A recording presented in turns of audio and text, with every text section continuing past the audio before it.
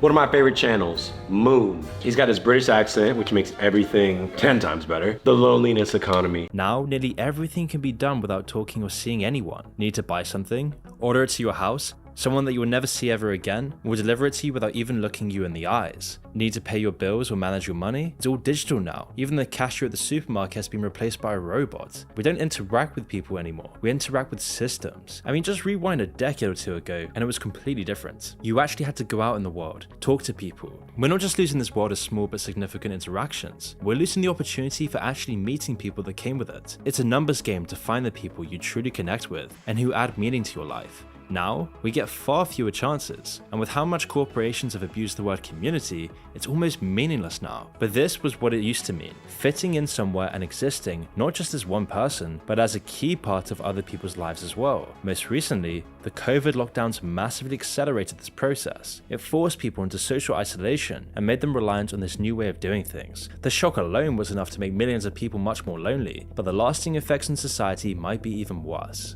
Because these lasting effects has replaced our world with something new, an isolated, empty, postmodern world, where whole industries have now sprung up to take advantage of how lonely everyone is. They've stepped in to offer us new solutions to the problems they created. One of the most obvious ones are dating apps. As real social interactions dropped significantly, people needed new ways to find meaningful relationships in their lives. Sex is one of the most fundamental things in the hierarchy of needs. You see, if these apps work perfectly and were actually designed to facilitate this, Tinder, Bumble, Hinge, and the rest might not be so bad, but that's not what they're designed for. Instead, they're a key part of the loneliness economy. Dating apps are meant to actually work. If they work too quickly, they wouldn't make anywhere near as much money. People would use them a few times, find someone meaningful, and then delete their account, completely satisfied with their experience, and that would be over. Instead, these apps try to keep people on the apps for as long as possible, addicting them to the subscription. Now, at first, they bombard people with attention to make them feel wanted, putting them at the top of the algorithm to increase their chances, seeing the most beautiful people in the world, the perfect people for you, and they actually tell you all about your matches and the people you swipe right on. But very quickly, this honeymoon period fades away, and the app slowly tightens the valve.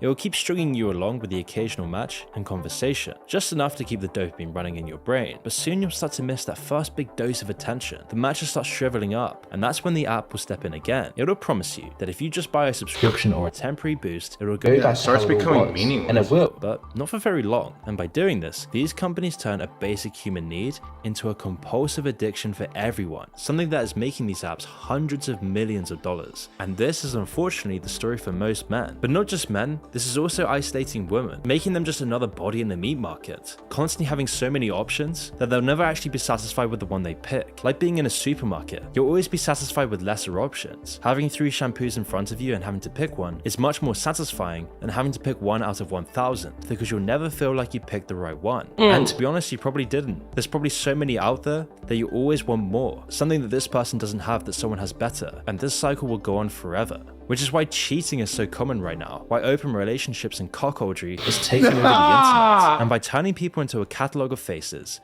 these apps have globalized the dating economy for each town and city, all across the world. Instead of meeting each other in real life, people are forced to compete with the most statistically attractive people in their area, turning people into commodities just part of the system. And for those who are getting regular dates through Tinder, it's never healthy. The whole modern dating app culture is designed to promote hookup culture, which eventually destroys your soul and future relationships. The odds of divorce are lowest with 0 or 1 premarital partners. 2 caveats are in order. First, the 33% divorce figure for women with 10 or partners who married in the 2000s is not statistically significantly higher than the 30%. And so the less partners you have premarital, more likely to stay together longer. And it also means that people spend more time addicted to these apps rather than being in real relationships. Adding in the toxic effect of Instagram culture, and you get this incredibly hostile environment, all of this making people far more lonely. And so it's no surprise that millions of young people, especially men, have completely checked out of the dating world entirely. Damn. It's like, even if you get a match or whatever, like girls or even guys are just swiping on there just to see if they can get someone to like them, or just for fun. It's one of those multifaceted things where with less communication and then more of the apps, on the topic of people don't speak anymore, I completely agree with that. Obviously, everyone's on their phones, everyone's just everywhere they go. But at the same time, we're also more interconnected than ever before.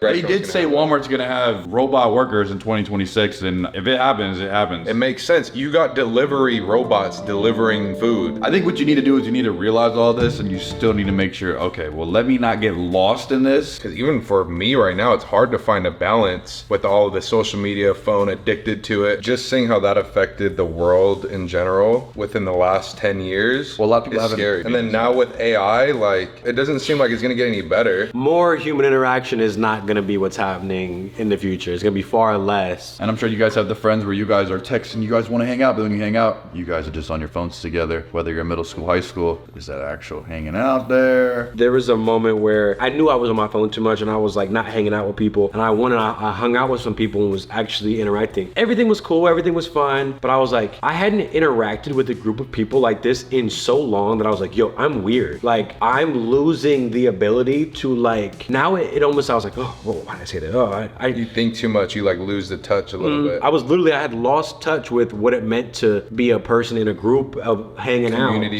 yeah. And I was like, yo, I'm a fucking weirdo. Schools and jobs now encourage you to do like remote work almost. When it's like, yeah, put on the VR headset and join the meeting, where it's like, well, we can do it in person. Humans are lazy, and these big corporate, like, they know that, so they play into it. Oh, just sit there and order this. No, you don't gotta go anywhere. And people get used to that, so it's like, oh yeah, why are we gonna go hang out when we could just be on Discord together? You think you're getting socialization or It's whatever? like fake. That's what I noticed was, I'm on my phone, I got plenty of people I can, message, but that ain't real life though. And I was gonna make that point of, when we go and interact with the college kids and whatever, we go up to so many different people, and that is the one biggest thing I've noticed is people are so weird. Where if you come up to them, people are weird. Like, if a new person comes up to a new person, that's weird. It's almost like, why are you talking to me? What do you want? right now? Hey, we're doing a video on lock screens. We're asking people what they have on their lock screen. So I was gonna see if you guys would be down there to just show your lock screen for the thing. And they look at me. They just give me that look. I'm gonna have Like, to. you're the weirdo. I'm gonna have to rain check.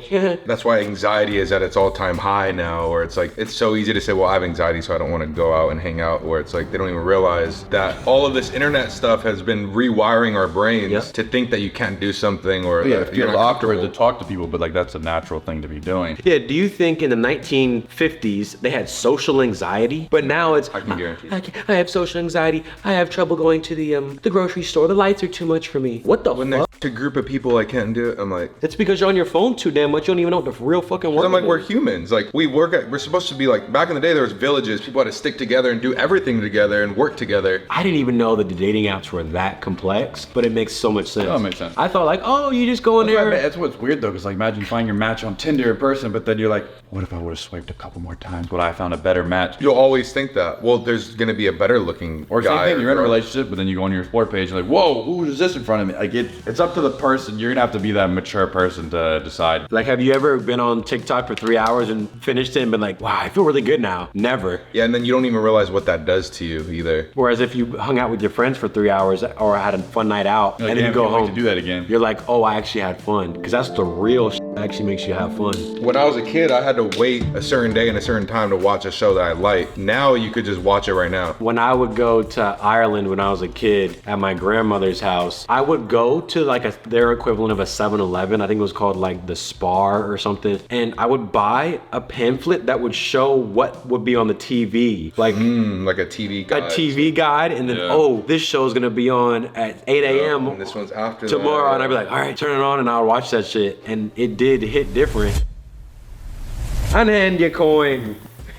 Back off. Yeah, back off, you blight twat. You mad man. You waste man. You waste, man. Oh, you got me right in the liver. Ow. Boy, mate.